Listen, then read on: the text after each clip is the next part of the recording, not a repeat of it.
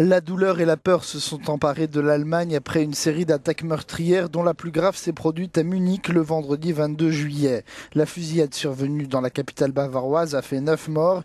Le tireur, un jeune irano-allemand, s'est ensuite suicidé. Le lendemain, le ministre de l'Intérieur, Thomas de Maizière, tentait de rassurer la population et d'éviter tout amalgame.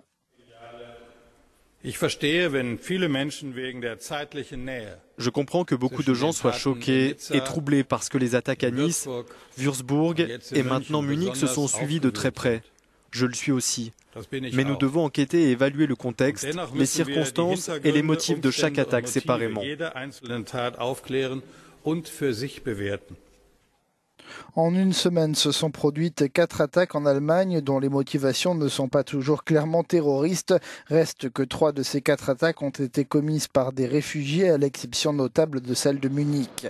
Cette accumulation d'événements violents risque de mettre à mal la politique d'asile généreuse pratiquée par l'Allemagne, notamment depuis l'automne dernier, en accueillant des milliers de réfugiés afghans, syriens et irakiens. La Bavière, où ont eu lieu 3 de ces tragédies, est aussi la porte d'entrée des migrants.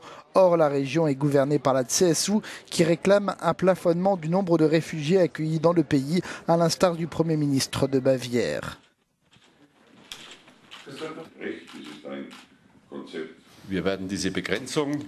Nous continuerons de demander une limitation drastique du nombre de migrants accueillis et nous appelons Berlin à mettre fin aux graves erreurs qui ont été commises.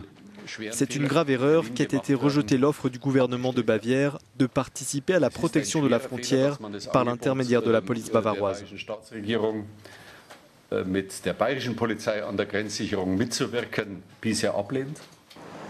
La chancelière Angela Merkel continue de défendre sa politique d'ouverture aux réfugiés. Comme en décembre dernier, elle met en garde contre la tentation du rejet.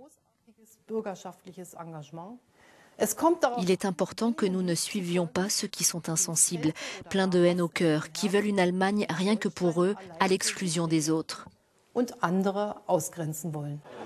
Les derniers événements risquent fort d'être utilisés par le mouvement anti-islam Pegida ou bien le parti eurosceptique et anti-migrant Alternative pour l'Allemagne qui mise sur les élections de 2017 pour faire une entrée en force au Bundestag.